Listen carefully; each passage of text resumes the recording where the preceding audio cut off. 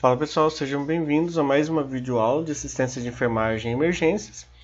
No vídeo de hoje daremos início ao novo módulo sobre assistência ventilatória. Então nessa videoaula nós abordaremos uma aula já mais inicial com as técnicas de assistência ventilatória. É uma aula um pouco mais curta, como introdução mesmo. Bom, gente, nos serviços de emergência, nós encontramos com frequência pacientes que necessitam então de algum tipo de assistência ventilatória, em graus de dependência que varia então desde um simples catéter nasal de oxigênio até uma intubação orotraqueal, que daí já é algo mais complexo.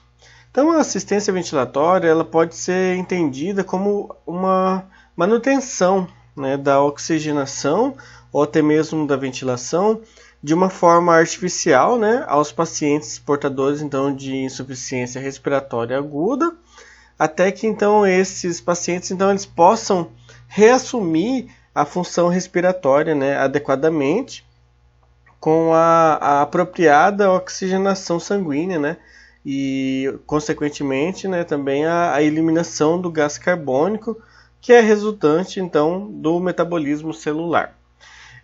São várias as causas da insuficiência respiratória aguda, definida então como uma síndrome causada pela incapacidade do sistema respiratório manter as trocas gasosas, levando para a queda então na oferta de oxigênio aos órgãos e aos tecidos e exigindo então a utilização de técnicas de assistência ventilatória com o intuito de preservar a vida.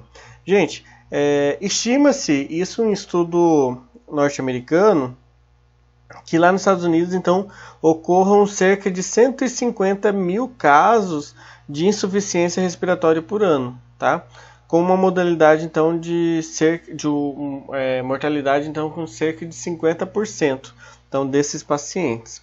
Então, que é muita coisa. Então, imagina, cerca então de 75 mil pessoas nos Estados Unidos morrem por ano por insuficiência respiratória, Então, as causas mais frequentes são então a DPOC, que é a doença pulmonar obstrutiva crônica, também a broncopneumonia, a síndrome de desconforto respiratório no adulto.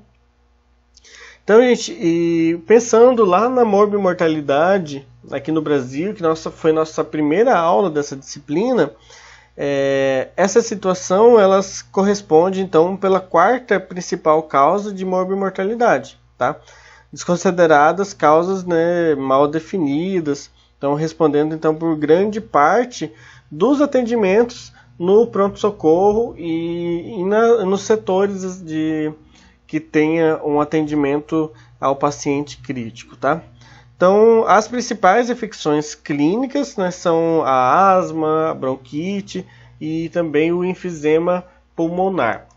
Bom, agora nós vamos falar um pouco sobre a etiologia, que são o que causa, então, essa insuficiência respiratória aguda. São vários, Eu elenquei algumas aqui, mas são muito mais, Então, por exemplo, aqui são as causas, então, como sepse, asma, pneumonia, intoxicação exógena, tromboembolismo pulmonar, afogamento, pancreatite, meningite, também as queimaduras, Mas tem muito mais, Como, por exemplo, poliomielite, o próprio AVC, trauma, choque, tétano, IAM, que é o infarto agudo do miocárdio, a IRA, que é a insuficiência renal aguda, também, por exemplo, a fibrose pulmonar, alguma aspiração química, algum tipo de tumor, DPOC também, que eu já falei. Então, a etiologia ela é muito abrangente, gente? Muito mesmo. Agora, sobre a fisiopatologia, também os mecanismos que levam a essa hipoxemia Então, são vários, tá? Então, eu elenquei esses 4 aqui. Então, um deles é o desequilíbrio ventilação-perfusão, né? Que então representa o mecanismo mais comum de insuficiência respiratória. E ele é causado pela desproporção entre a ventilação, né? E também pela perfusão pulmonar, no caso.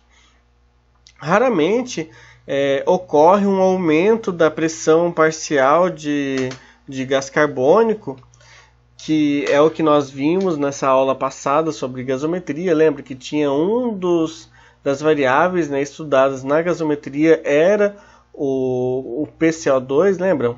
Então, devido a essa estimulação, né, dos quimiorreceptores centrais e periféricos, que reduzem então essa PCO2 através do aumento então da ventilação. Então, raramente isso ocorre.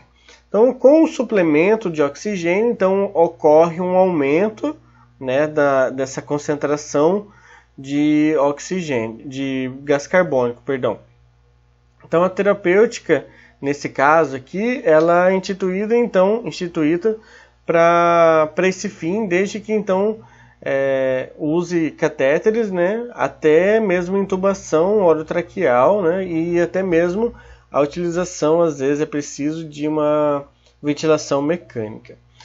O segundo aqui, eu coloquei como então derivação, porque nesses casos ocorre uma perfusão de áreas pulmonares sem ventilação devido à atelectasia. Não sei se vocês conhecem. Atelectasias. Qualquer coisa, depois vocês dão uma procurada aí. Ou também por preenchimento com fluidos, tá? Então, para uma adequada oxigenação, então nesse caso aqui, será então necessário uma ventilação com uma pressão positiva e também a utilização de pressão expiratória que tenha um final positivo, tá? Existe isso, a sigla é PEP, tá? PEEP. Então depois vocês podem procurar aí. Pressão expiratória final positiva, tá? Que é o nome. Com isso, então com essa utilização aí da PEP, então tem o intuito de aumentar então essa pressão alveolar e melhorar as trocas gasosas. Então ocorre geralmente essa derivação justamente quando os alvéolos então eles estão preenchidos, né, com algum fluido, ou então por conta dessa doença da atelectasia, o que ele faz? Ele de certa forma ele começa a fechar esses brônquios, tá? Então por conta disso não tem essa entrada desse ar, então logo também não faz essa troca gasosa do oxigênio com gás carbônico necessário então para o suprimento nutricional, ventilatório e das células. Essa era a resposta que eu esperava, tá, de vocês quando falando sobre os alvéolos, quando eu fiz aquela pergunta numa aula passada sobre os locais onde que era feito e como era feito essa troca gasosa. Vamos lá, gente. O terceiro aqui, né, na fisiopatologia, é a alteração então, da difusão, que daí ocorre normalmente em indivíduos com antecedentes que tenha fibrose ou mesmo edema pulmonar, tá? Então, a inadequada troca gasosa, ele acaba respondendo então satisfatoriamente a uma administração de oxigênio suplementar. Tá? Então, colocando um oxigênio suplementar, né, às vezes mesmo por catéter ventilatório, catéter nasal, às vezes, dependendo, ele já consegue então suprir essa necessidade. E a nossa quarta fator, né, que leva então a essa insuficiência respiratória, né, a hipoxemia, é mesmo a hipóxia de causa circulatória, tá? E o que ocorre então essa hipóxia de causa circulatória? Então basicamente ocorre devido ao baixo débito cardíaco ou também em casos de anemia grave, tá? Que daí tem acaba diminuindo a oferta de oxigênio e levando à redução da pressão parcial de CO2, tá? De gás carbônico. Então, deve ser então corrigido isso com medidas então que aumentem o débito cardíaco ou que também melhore também os níveis de hemoglobina. Então, tem essas duas formas que pode ser feito. Bom, gente, eu estou falando um pouco rápido porque a minha internet está muito ruim, então eu preciso gravar no menor tempo possível para que também não demore muito para fazer o upload, né, dessa aula no YouTube, porque está demorando demais, tá? Então, se eu estou falando um pouco rápido, me desculpem, tá? Agora falaremos sobre o quadro clínico, tá? Então, o diagnóstico da insuficiência respiratória aguda basicamente é clínico, tá? Então, vai ser preciso, então, ser rápido, né? Para que, então, as medidas terapêuticas elas sejam prontamente aplicadas, né? Instituídas. Então, agora eu vou falar um pouquinho sobre os sinais e os sintomas da insuficiência respiratória aguda, que é o que vocês, quando estiverem lá na clínica, né, no setor, vão conseguir, então, observar no paciente e assim vocês vão conseguir, então, analisar a possibilidade desse paciente estar com uma insuficiência respiratória aguda. O primeiro que nós vamos comentar, então, são as alterações no nível de consciência. Gente, é muito interessante e muito importante fazer uma adequada análise, né, um adequado exame físico desse paciente, porque aqui a gente já consegue observar as alterações dos níveis de consciência quando tem uma insuficiência respiratória. Por quê? Porque a gente vai conseguir visualizar, por exemplo, sonolência, torpor e até mesmo um estado de coma nesse paciente. Então, o rebaixamento do nível de consciência ele ocorre devido a uma queda da oferta de oxigênio, né, ao sistema nervoso central, que em condições fisiológicas ele recebe normalmente cerca de 20% do oxigênio total circulante. Então, imagina, tudo que você respira, 20% desse oxigênio que está entrando no seu organismo por meio do seu pulmão, 20% está indo para o seu sistema nervoso. Tá? Então é muita coisa, gente. Pensa, o seu corpo, né, tem um tamanho grande e relativamente o sistema nervoso ele é uma pequena parte comparado, né, ao corpo ao total. Só que só essa parte, para vocês verem como que o sistema nervoso ele precisa de muito aporte respiratório, né, ventilatório. Então, só essa pequena parte do nosso corpo já vai utilizar cerca de 20% de todo esse oxigênio. Então, se tem uma redução, né, na nossa nível ventilatório, então quase que instantaneamente teremos então um rebaixamento do nosso nível de consciência, tá?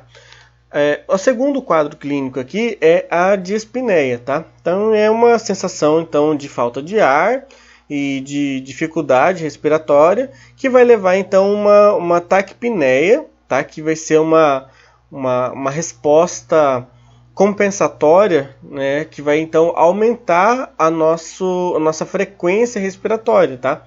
Então quando a gente fala sobre taquipneia, nós estamos nos referindo então a uma frequência respiratória acima de 35 batimentos por movimentos respiratórios por minuto, tá? Então isso vai servir como um mecanismo compensatório, tá? Na tentativa então de aumentar a oferta de oxigênio e, lógico, né, melhorar então as trocas gasosas. Então isso é um sinal, tá, que você consegue perceber no seu paciente.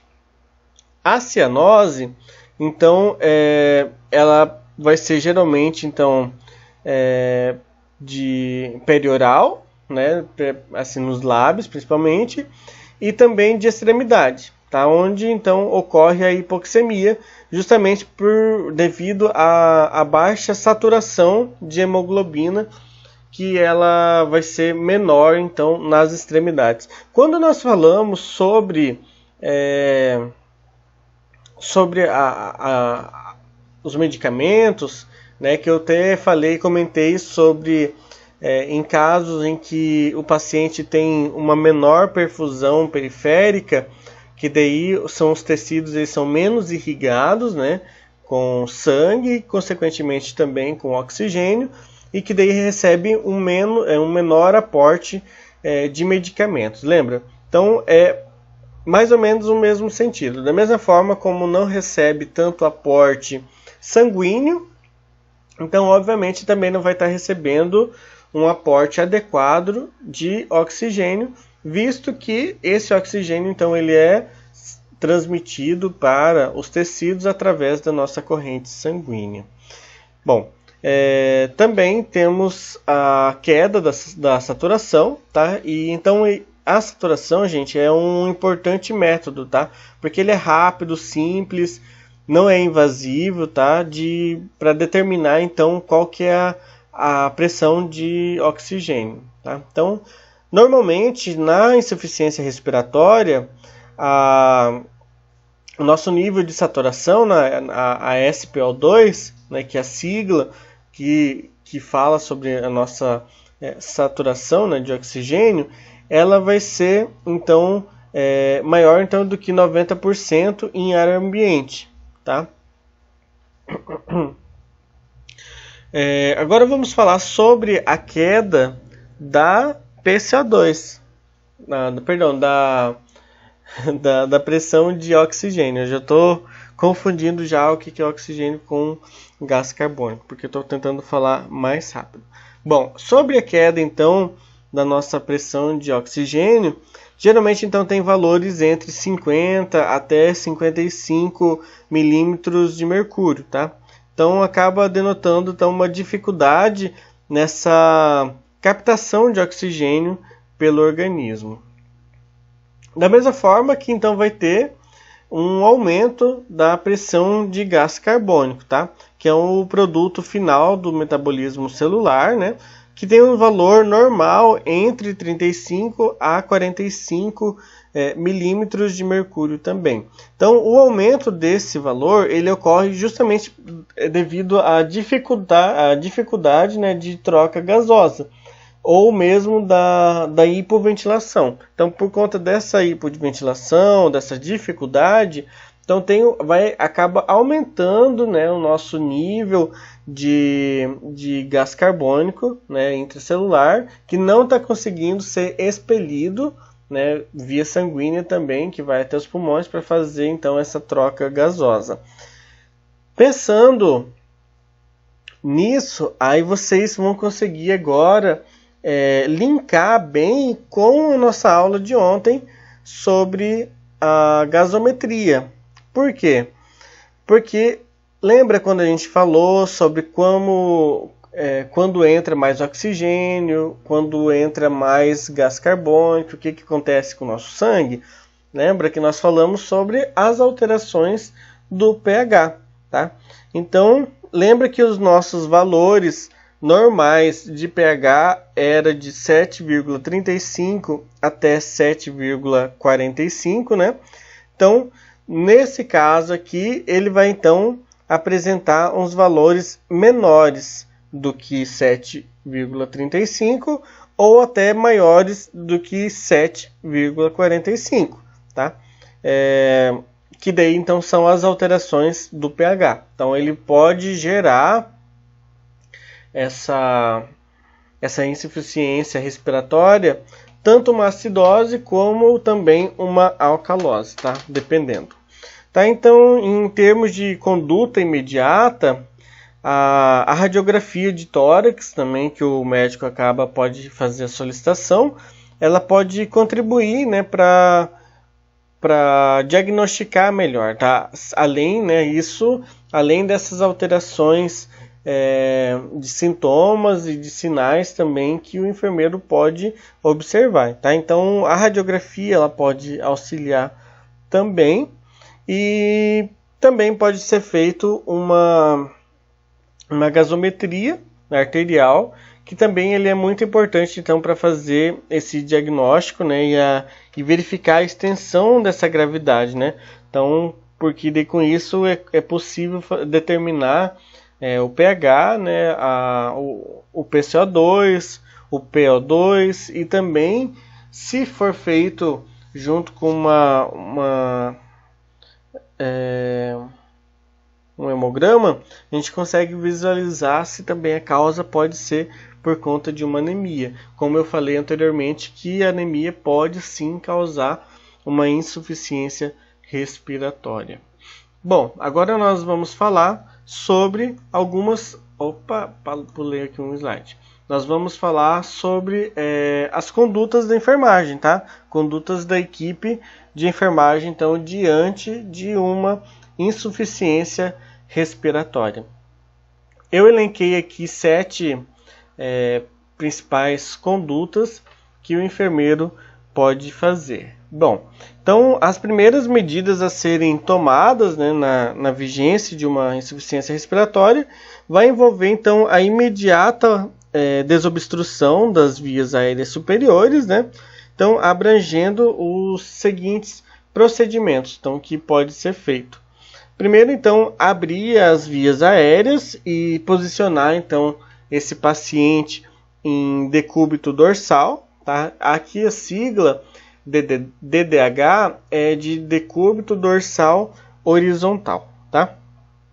Também outra conduta que vai ser realizada é de hiperestender o pescoço, salvo, tá? Muita atenção aí, gente. Salvo em caso de suspeita de algum trauma cervical. Aí não é possível fazer essa hiperextensão do pescoço e a gente já comentou sobre isso nas nossas primeiras videoaulas aqui no nosso canal, tá?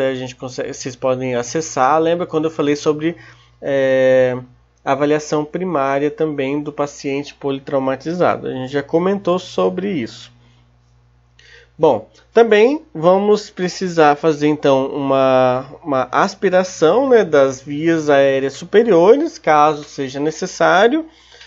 Precisa também retirar a prótese dentária, tem que analisar, né, se é preciso. Normalmente se tira, tá, por conta da necessidade às vezes de fazer algum procedimento um pouco mais invasivo. A prótese ela pode se deslocar e pode acabar fazendo um fechamento até das vias aéreas, né? Ou pelo menos interrompendo parcialmente o fluxo de ar. Então, normalmente se retira a prótese dentária, caso tenha, tá? Mas precisa fazer uma análise se é necessário. Oxigenoterapia, né? Então, precisa, obviamente, dar um aporte ventilatório de oxigênio para esse paciente. Também elevar decúbito, tá? Salvo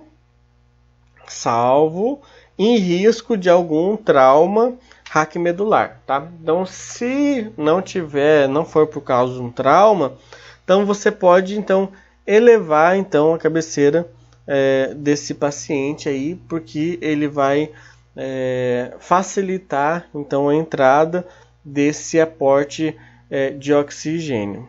E por último, falar sobre a oximetria de pulso. Então, observar e avaliar a terapêutica implementada. Então, deixa lá no dedo do paciente o oxímetro, não tira e vai monitorando, tá? Então, se essa oxigenoterapia está surtindo efeito ou não, tá? Lógico que todas essas condutas elas vão ser feitas e elas precisam ser monitoradas, tá, gente? Então, não é somente colocar oxigênio e largar lá o paciente e cuidar dos outros pacientes. Então, sempre tem que estar de olho, porque essa insuficiência respiratória ela pode levar à morte do paciente, como eu já disse algumas vezes aqui nessa videoaula. Bom, agora vamos falar sobre os métodos para administração de O2, tá? Então, são duas, que é a oxigenoterapia, e depois nós vamos falar sobre os dispositivos. Então, na oxigenoterapia, então, o oxigênio ele é liberado, né, de um cilindro ou então de algum sistema, né, que tenha válvulas, né, para liberação então, desse O2. Então, uma válvula de redução então, acaba sendo necessária para diminuir a pressão, né, até o nível de trabalho, onde que então tem um fluxômetro, que você já deve ter reparado. Eu esqueci de colocar uma imagem aqui, que é o fluxômetro, que é o que regula o controle de oxigênio, tá? Então, por litro por minuto, que é vocês já viram, tá? Que é uma espécie de algo que você gira e você tem um visor mostrando, né, a quantidade de oxigênio de litros por minuto, e conforme você vai abrindo ou fechando, geralmente tem uma bolinha que ela vai subindo ou vai descendo, tá? Esse é o fluxômetro, tá? Que é o medidor para a gente conseguir. Eu vou pausar essa aula aqui e vou colocar uma imagem porque para vocês conseguirem visualizar melhor. Espera um pouquinho. Pronto, agora eu coloquei uma foto aqui do fluxômetro, tá? Para vocês conseguirem ver melhor. Como eu disse, então, você já deve ter visto isso em ambiente hospitalar. Tem essa válvula aqui, você vai abrir ou fechar. Aqui tem um mostrador, então, mostrando quantidade de litros de oxigênio por minuto. E aqui ele vai ter uma bolinha, então, que conforme você vai abrindo, você consegue, então, regular a quantidade, então, de litros de oxigênio que você quer enviar para esse paciente, tá? Então, quando o oxigênio ele é utilizado em frequências de fluxo elevado, ele deve ser umidificado, tá? Ao atravessar, então, o sistema de umidificação.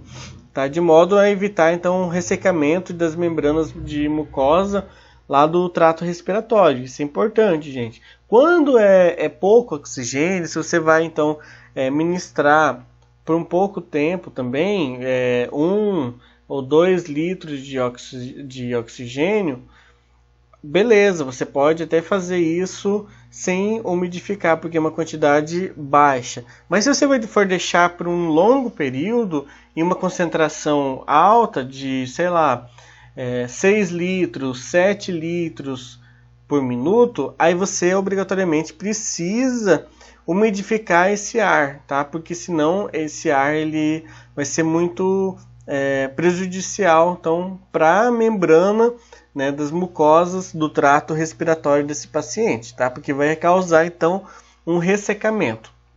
Então, gente, isso é muito importante. Prestem bastante atenção nisso. Existem muitos dispositivos então diferentes de oxigênio, tá? Então todos vão liberar oxigênio quando utilizado, né, conforme a prescrição, né? E se utilizados e mantidos também de maneira correta. Então é fundamental na hipoxemia que a terapêutica utilizada então ofereça uma fração inspirada de oxigênio que seja então capaz de manter a saturação acima de 96%, tá? Para o indivíduo um adulto jovem, por exemplo. Então é importante quando for medir, às vezes na prescrição está lá 4 litros por minuto, você coloca, mas se você analisa que a saturação, você coloca, né, o oxímetro nesse paciente, vai observar como está sendo essa saturação.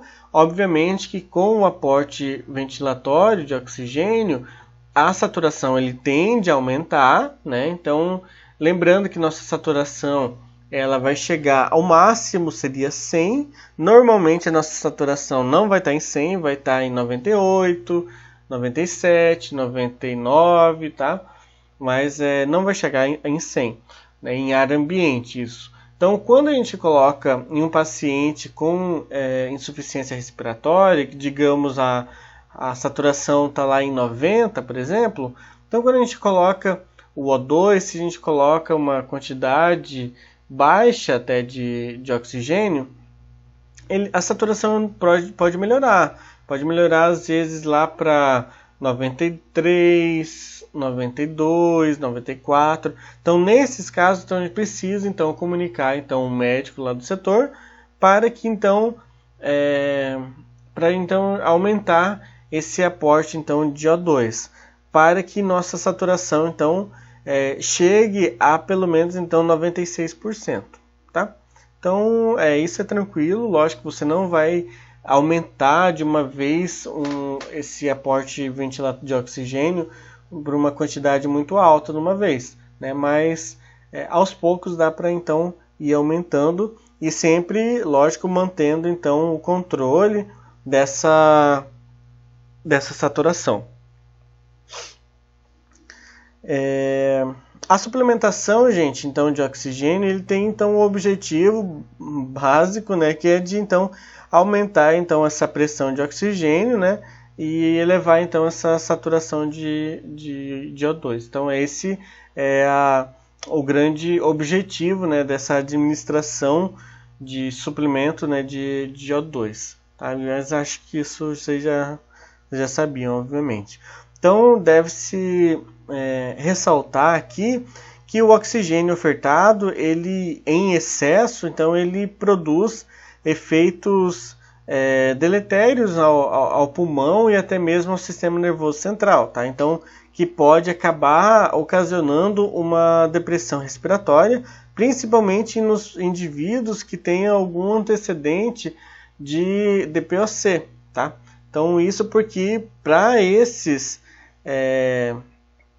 pacientes, o estímulo à respiração é mesmo uma diminuição da pressão de oxigênio, tá? E não mesmo a elevação dessa pressão de oxigênio, tá? Então, às vezes, sempre é importante a gente saber a história clínica desse paciente, porque a gente olha lá, a saturação desse paciente está em 93, 92 e não sai disso. Você pode aumentar a quantidade que for de oxigênio que não eleva essa saturação.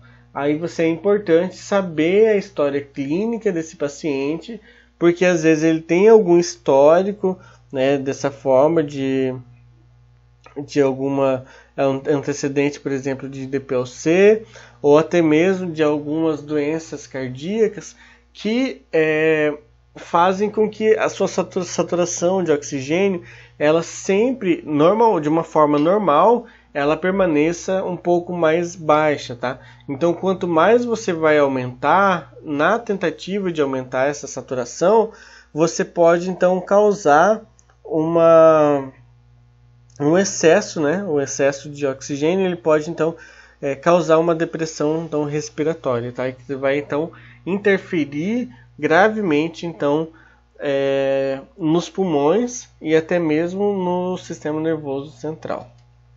Bom, agora nós vamos falar um pouco sobre os dispositivos, tá? Então, são vários dispositivos que podem ser utilizados como métodos, né, para administrar esse oxigênio, tá? Então, os dispositivos de administração de oxigênio, eles são divididos em baixo ou alto fluxo, tá? Então, são dispositivos de baixo fluxo, por exemplo, os catéteres, as máscaras faciais e também as máscaras com reservatórios, tá? Nos quais, então, o fluxo de oxigênio então, vai ser variável, né, e vai depender do tamanho desses reservatórios e também do seu enchimento, né, e, claro, da demanda desse paciente. Já os dispositivos de alto fluxo, então, eles providenciam um fluxo de oxigênio já constante, tá? Não só para administrar o oxigênio, né, que excede o fluxo inspiratório do paciente, como também por fixar a taxa de entrada de ar ambiente também, tá? Então, ele tem uma estabilização melhor. Nós vamos falar agora sobre cada uma delas, tá? Então, e eu coloquei uma foto também sobre cada uma para facilitar, então, para vocês a identificação. Tenho certeza que muitos delas vocês já até conhecem, vocês já até devem ter visto.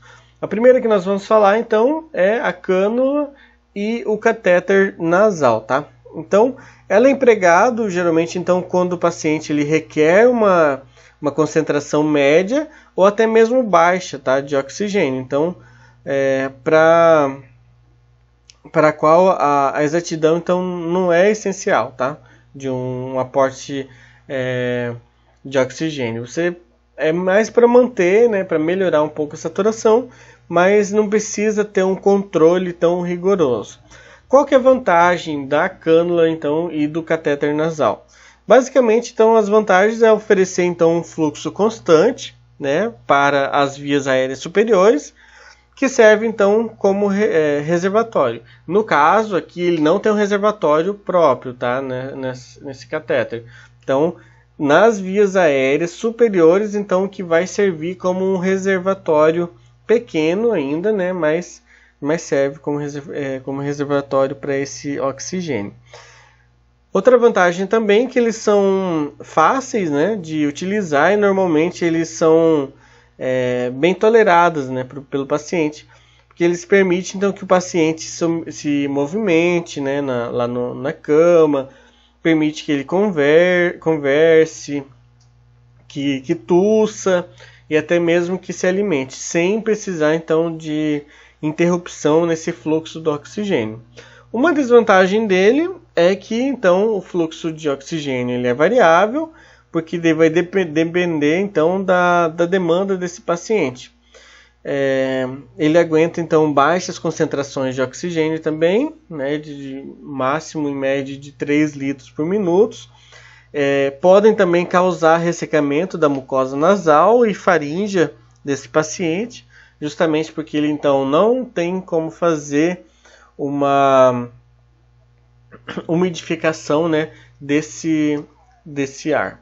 Tá? Então ele pode causar um pouco desse ressecamento, principalmente então onde está próximo, né, onde está saindo esse oxigênio. Então, no caso, a mucosa nasal é o principal. Bom, o segundo que nós vamos comentar vai ser sobre a máscara facial, que também ela é bastante conhecida. A máscara facial ela é empregada então para concentração baixa também ou moderada, né, de oxigênio, ao passo que as máscaras parciais ou não transpirantes elas são utilizadas então para concentrações moderadas ou altas de oxigênio. Então tem uma variação.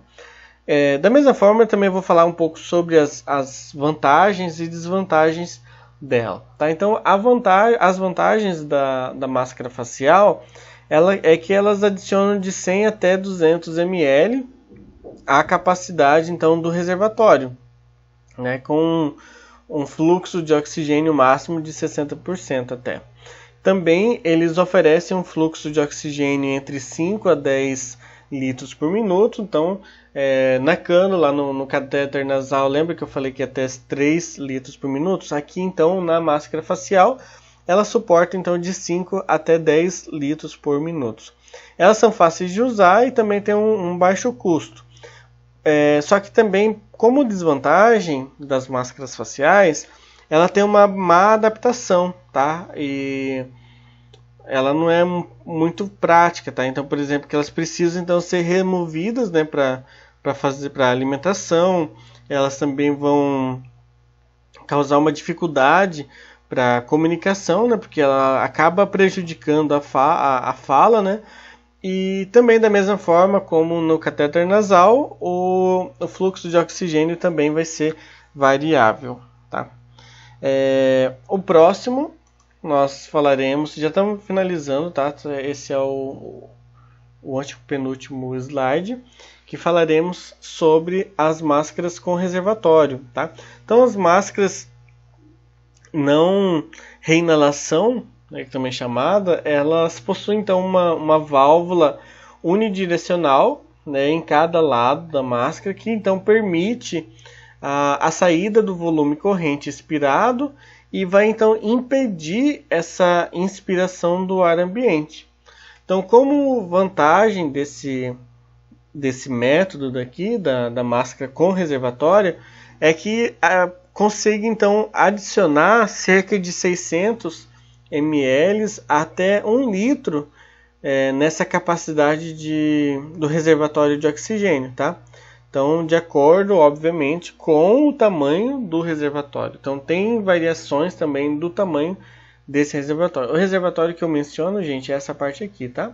Então, aqui, quando você coloca o oxigênio, você, antes de administrar, você deixa encher uma forma de balão e depois coloca no paciente. Então, aqui vai acrescentar cerca de 600 ml, até mesmo 1 litro de O2.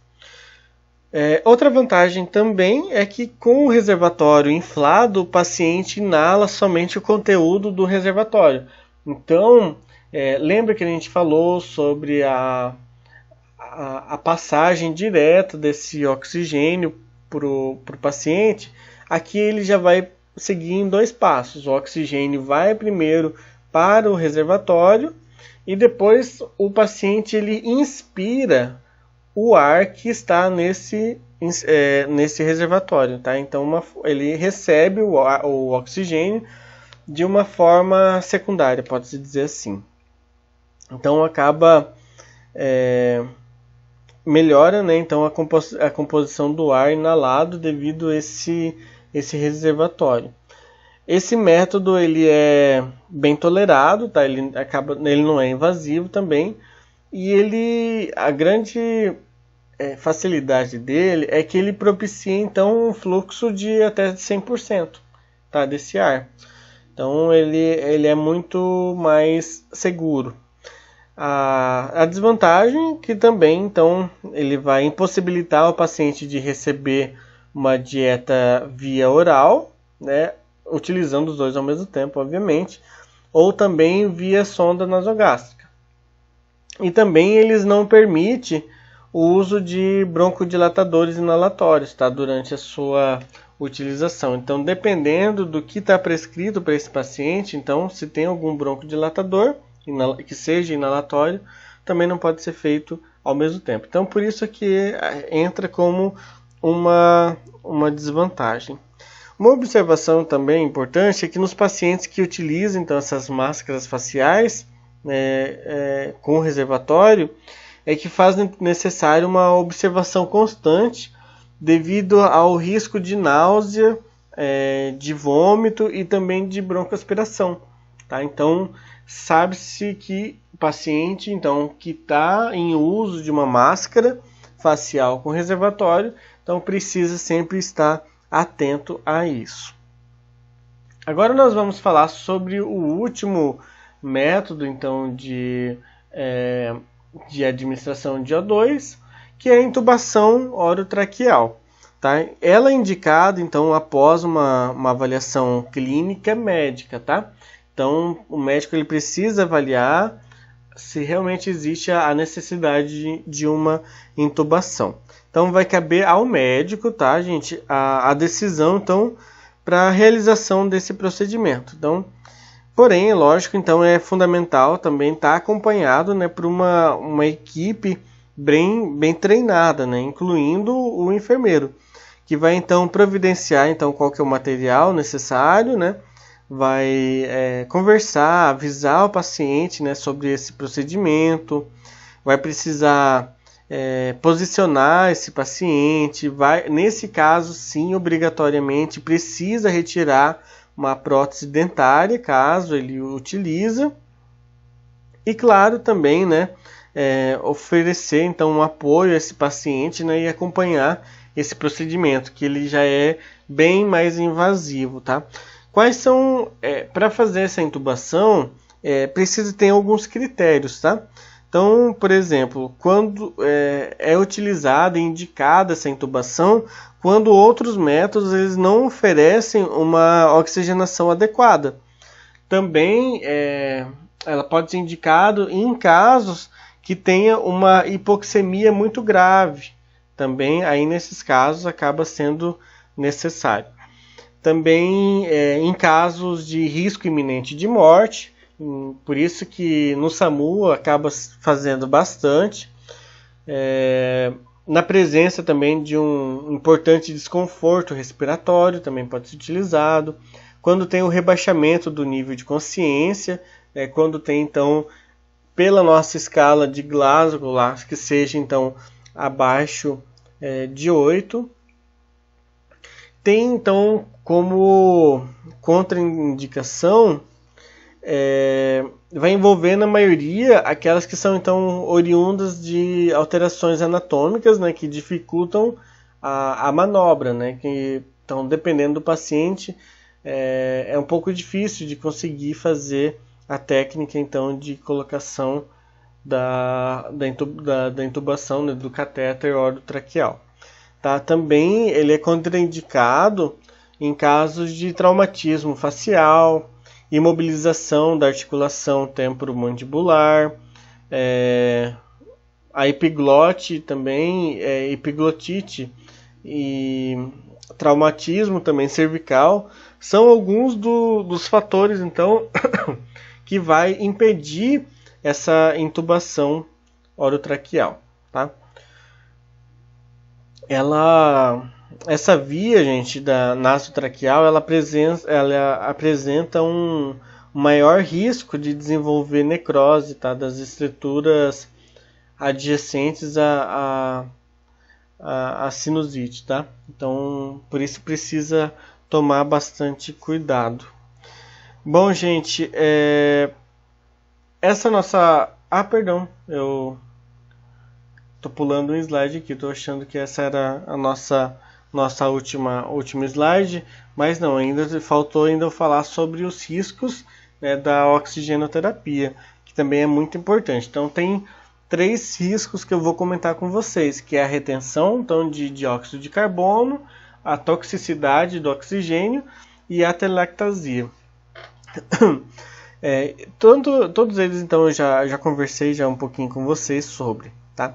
Então, no caso da retenção de dióxido de carbono, em pacientes então com DPOC ou com hipercapnia, o estímulo então respiratório ele não está diminuído, tá? Então, na verdade, ele está elevado, tá? Então, no caso, a hipoventilação ela acaba não sendo resultante da falta então do estímulo nervoso para respirar, né? Então, mas ele é decorrente então de condições inadequadas da mecânica ventilatória.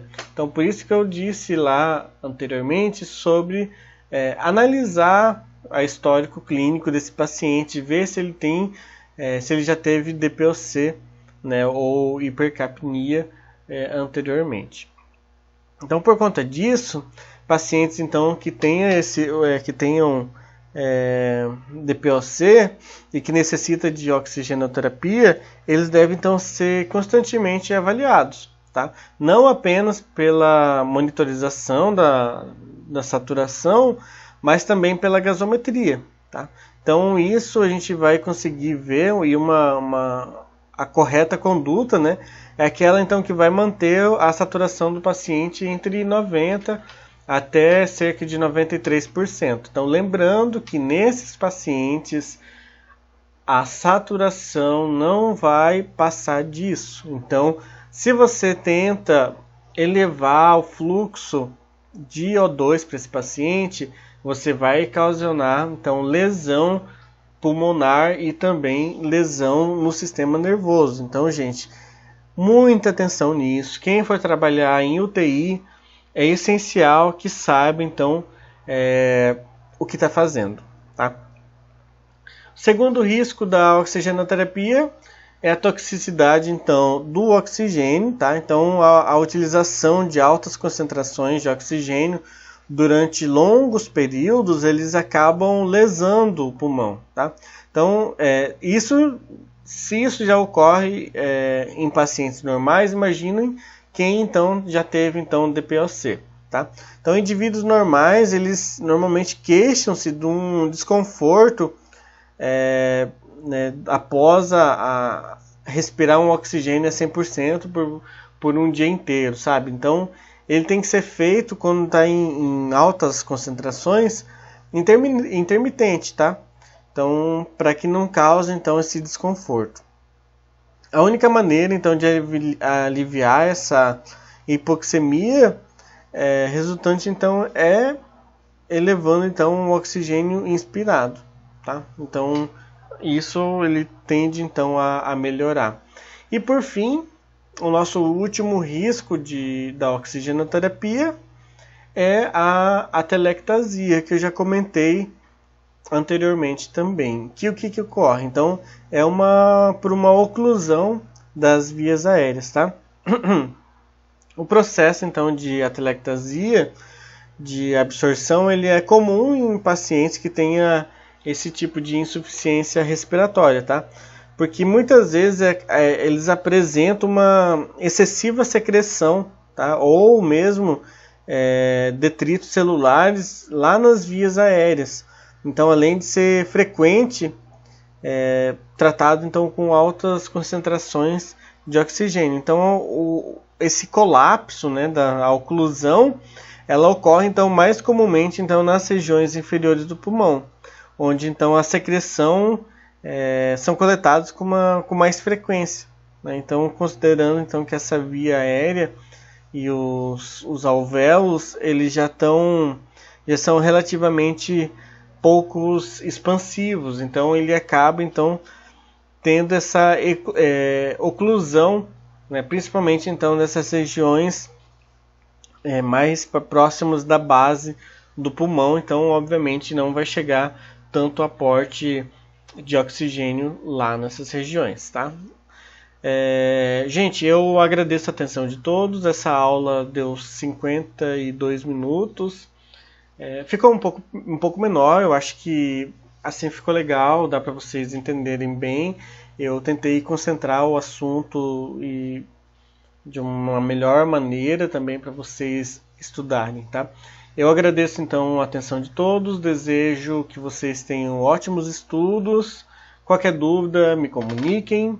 Já estamos na reta final da disciplina, então a gente já vai partir para esses conteúdos que são um pouquinho mais puxados para a UTI.